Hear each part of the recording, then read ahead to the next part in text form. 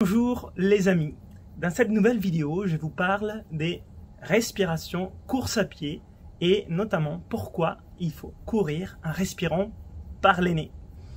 Et aussi pourquoi j'ai choisi de courir mon marathon, mon défi marathon, en respiration nasale.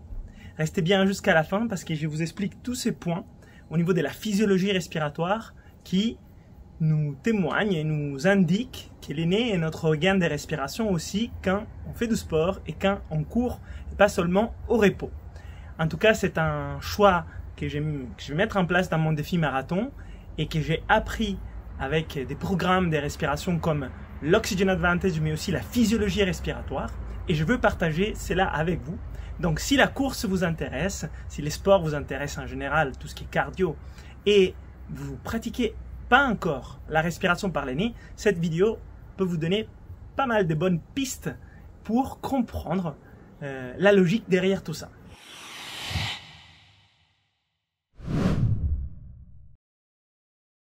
Alors, vous voyez pourquoi courir en respirant par le nez et pas par la bouche. D'ailleurs, je vais courir mon défi marathon avec mon nez et avec un scotch sous la bouche, justement pour montrer que je respire par le nez in et out.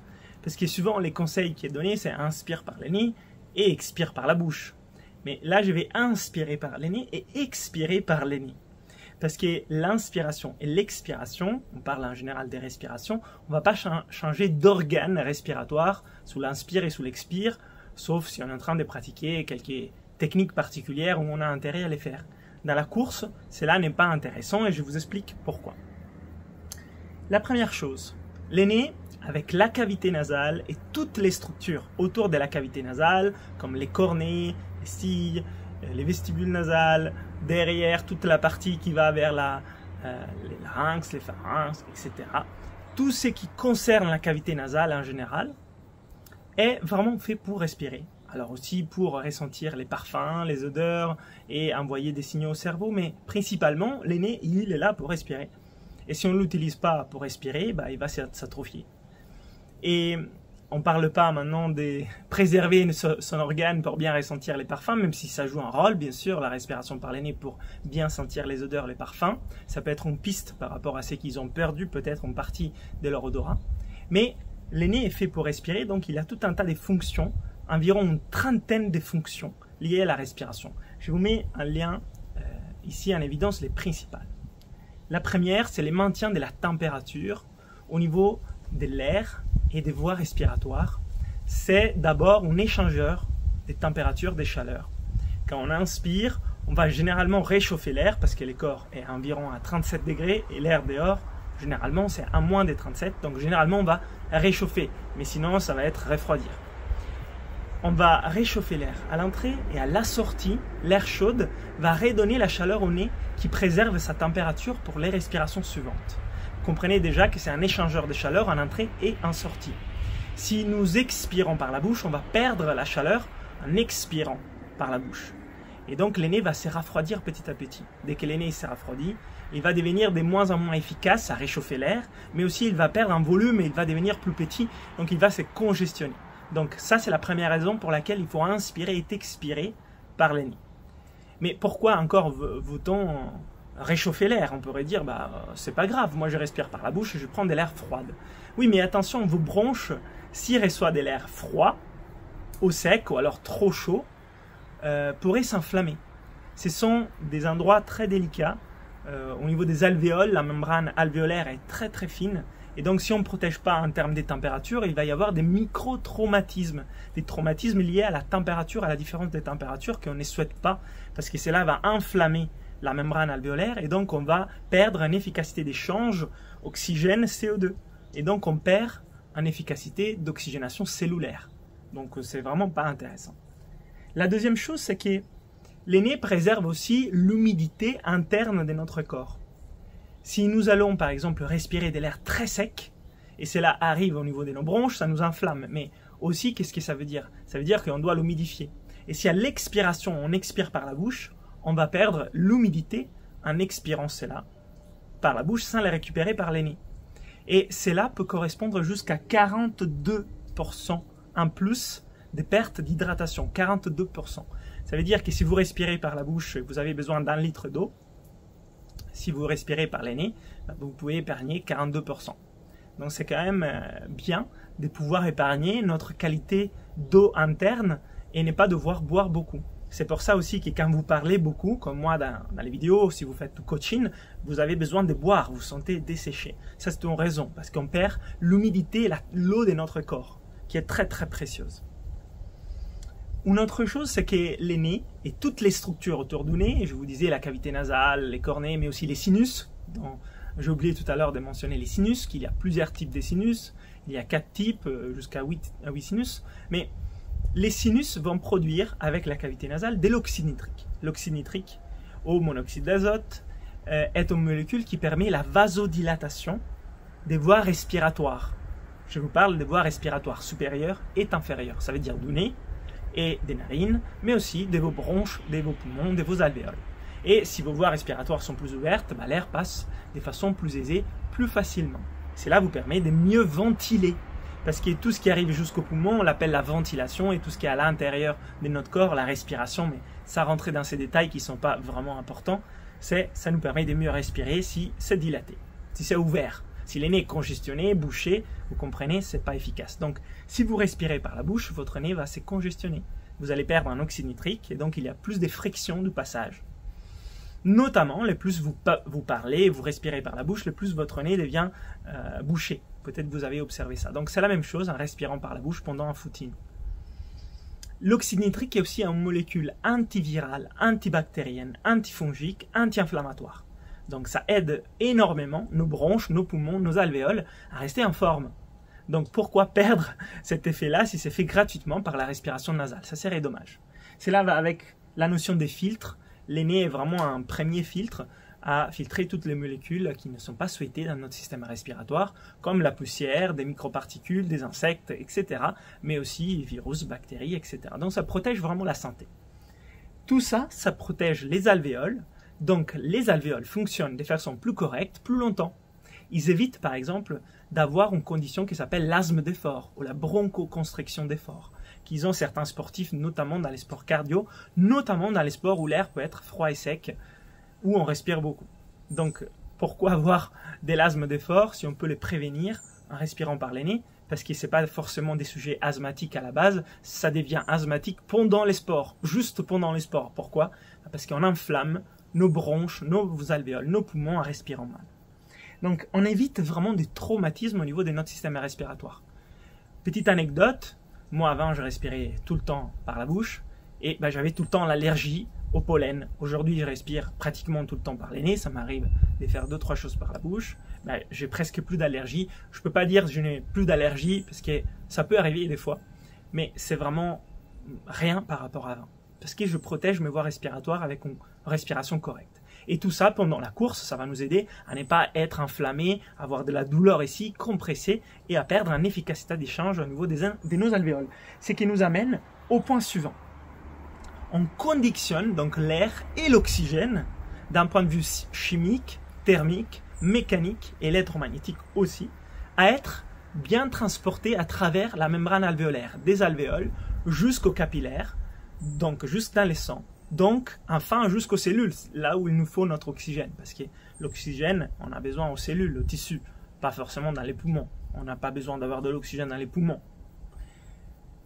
Donc si on conditionne l'oxygène pour avoir ces transports plus efficaces, on va augmenter ce qu'on appelle la perfusion ventilatoire. Ça veut dire qu'on est capable de mieux transférer l'oxygène à notre sang. Et on peut gagner en efficacité environ 22% d'efficacité en plus en perfusion ventilatoire en respirant par les nez par rapport à respirer par la bouche. Donc ça c'est une étude scientifique que je vous ai mis en bas, d'Alam 2018 du Journal of Kinesiology and Sport Science, qui a montré que dans un test d'effort maximal, des personnes après une période d'adaptation de 6 mois, on va en parler de ça aussi, ils avaient appris à respirer que par les nez, ils ont fait les tests que par la bouche, que par les nez, ils étaient 22% plus efficaces en respirant par les nez. Donc ça c'est la science, c'est une étude scientifique appliquée au sport. Ce n'est pas mon opinion, mon idée.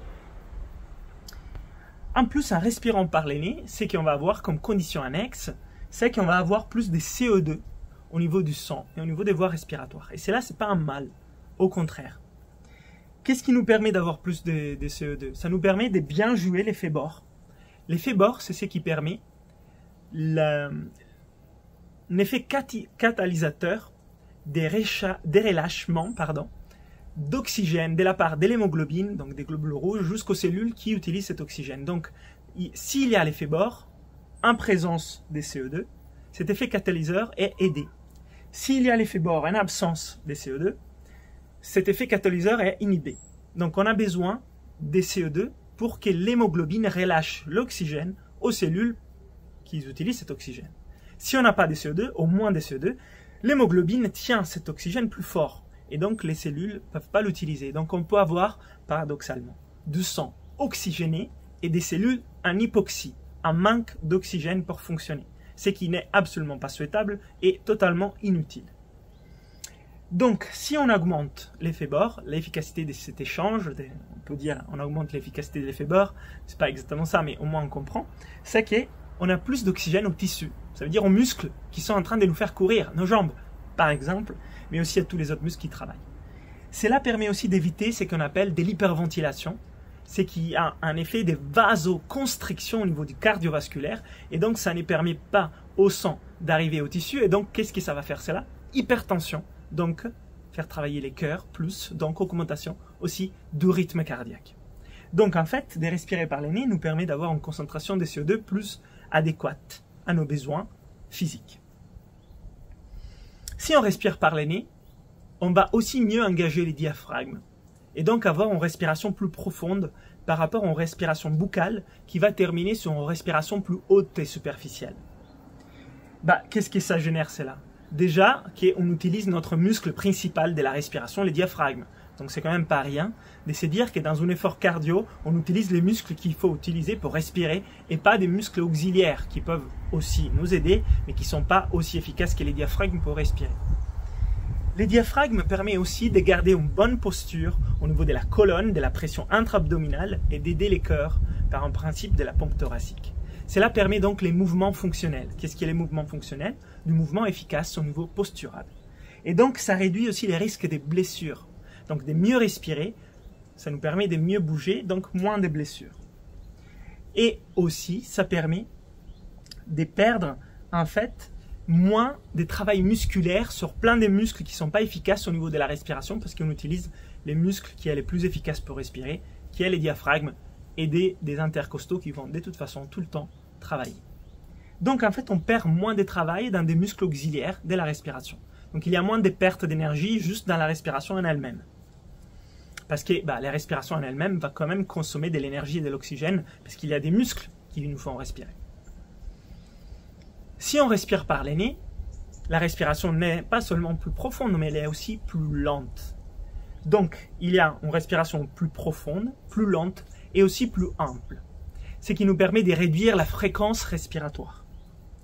Si on a une fréquence respiratoire inférieure, ça nous permet d'activer la branche du système nerveux autonome plus parasympathique ou alors aider l'équilibre du système nerveux autonome pour éviter un déséquilibre vers les stress du sympathique. Ça permet de travailler donc avec une activation du nerf vague augmentée, même un effort, donc même en activité, on est moins stressé. C'est pas forcément mal d'être stressé, mais d'être trop stressé, ça va quand même pomper pas mal d'énergie et on n'a pas besoin de ça parce qu'on veut utiliser l'énergie pour courir. Donc moins de stress, aussi moins d'efforts perçus, moins de difficultés, moins de douleurs, moins de souffrances en général. Alors, il y aurait plein d'autres choses à dire, mais déjà, je vous dis que la respiration par les nez, ça s'apprend. Donc, il faut les faire de façon progressive.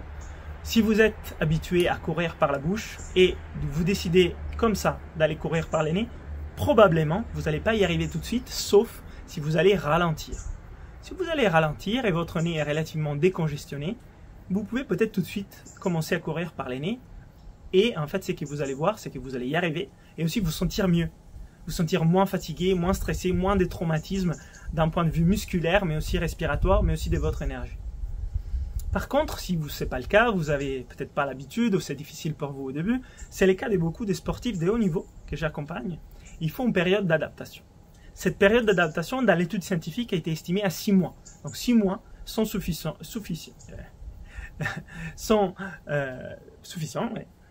pour pouvoir apprendre à basculer dès la bouche au nez sans aucun exercice respiratoire.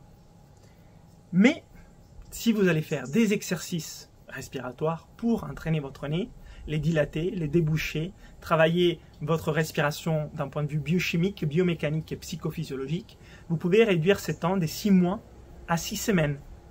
Ça, c'est l'expérience que j'ai, que Patrick McKeown a dans l'Oxygen Advantage et qui a été vue dans plusieurs cas. Alors, ça peut être 4 semaines, ça peut être 8 semaines, mais on a quand même réduit du mois à la semaine. Or, maintenant, quand je vous parle de tout ça, c'est bien de commencer aussi sur des zones cardio, type zone cardio 1, zone cardio 2.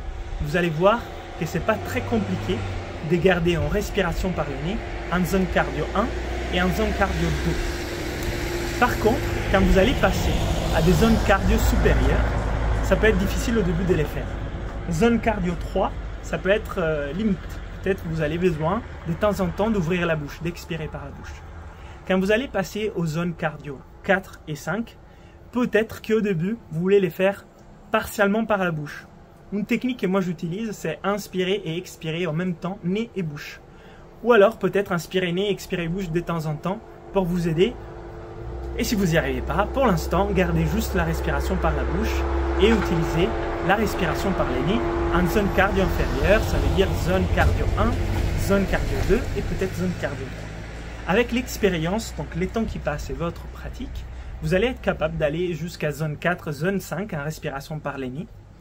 Et cela est totalement possible parce que moi je l'ai fait par exemple et à la base, je ne suis pas coureur, je ne suis pas forcément fort dans la course et aussi avant je respirais tout le temps par la bouche.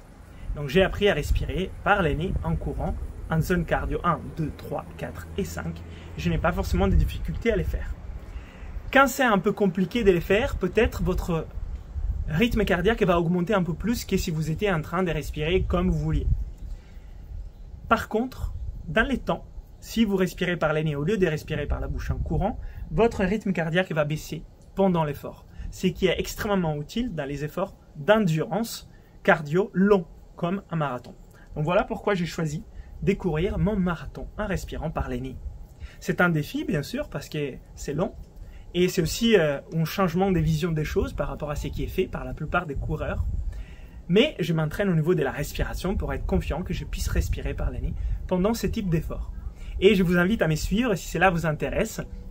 Je partage donc mes entraînements de respiration. Je vais partager aussi mon marathon, mon défi marathon et ensuite mes résultats, mon ressenti et tout ça dans un groupe Facebook que je vous mets un lien dans la description qui est gratuit. Et peut-être ça vous intéressera d'étudier la respiration pour arriver donc à pratiquer ce qu'on appelle une respiration nasale pendant l'effort cardio comme la course à pied. Je vous remercie de l'attention, d'avoir resté jusqu'à la fin.